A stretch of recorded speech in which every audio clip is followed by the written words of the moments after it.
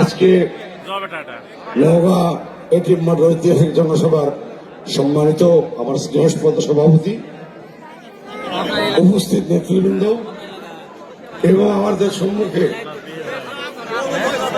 যার অপেক্ষায় সারাদিন ধরে আমরা অপেক্ষা করছি, আমাদের প্রিয় নেতা জনাব তারেক রহমান, মাননীয় চেয়ারপারসন বাংলাদেশ জাতীয়তাবাদী দল বিএনপি, মাননীয় চেয়ারপারসন এখানে উপস্থিত। আপনারা অস্থির হয়ে গেছেন, তাই আমি কোনো বক্তব্য দেব না। আমরা আজকে এখানে এসেছি মাননীয় চেয়ারম্যান সাহেবের দুটো কথা শোনার জন্য।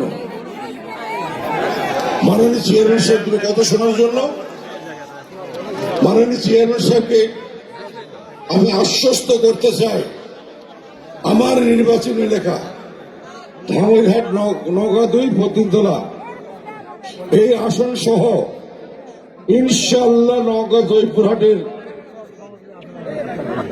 8টি আসনই আমরা আপনাকে উপহার দেব। মাননীয় চেয়ারম্যান অনেকে দাবি দেওয়া করছে, যার জন্য মনটা স্থির থাকতে পারল না। আমি কয়েকটা কথা বলবো। আমার এলাকার সর্বস্তরে জনগণ দাবি, নদী, খাল, বিল পুনর্খনন করে কৃষিকে আরো এগিয়ে নিয়ে যেতে হবে। 2 নম্বর দাবি, আমার এলাকায় 2টা কলেজ আছে, একটা বিশ্ববিদ্যালয় কলেজ আর ধামইরহাট বিশ্ববিদ্যালয় কলেজ হয় নাই। নজিপুর বিশ্ববিদ্যালয় কলেজে মাত্র কয়েকটি সাবজেক্ট আর ধামইরহাটে নাই। আমার আকুল আবেদন, আপনি যদি এই দেশের প্রধানমন্ত্রী হন, আমরা যদি আল্লাহর রহমতে ক্ষমতায় যেতে পারি, ইনশাআল্লাহ এই 2টি কলেজের দিকে আপনি নজর দিবেন। 3 নম্বর, আমি ফজলুল হুদার সাথে একমত। আমনুরা থেকে আক্কেল পর্যন্ত রেল লাইন দিলে আমাদের কৃষি প্রধান এলাকা, আমাদের লোকেরা অনেক উপকার হবে। ওই ঢাকা কারওয়ান বাজারে যে ফলাফলগুলো যায়, আমাদের যে ফসলগুলো যায়, খরচ একেবারেই নিচে নেমে আসবে। দয়া করে বিষয়টা আপনি ক্ষমতায় গেলে দেখবেন। মাননীয় চেয়ারম্যান, আমার সর্বশেষ কথা, তরু ভাই নওগাঁ গ্যাস চেয়েছেন, এখান থেকে উৎপৃত্ত একটু হলে আমাদেরকে দিবেন।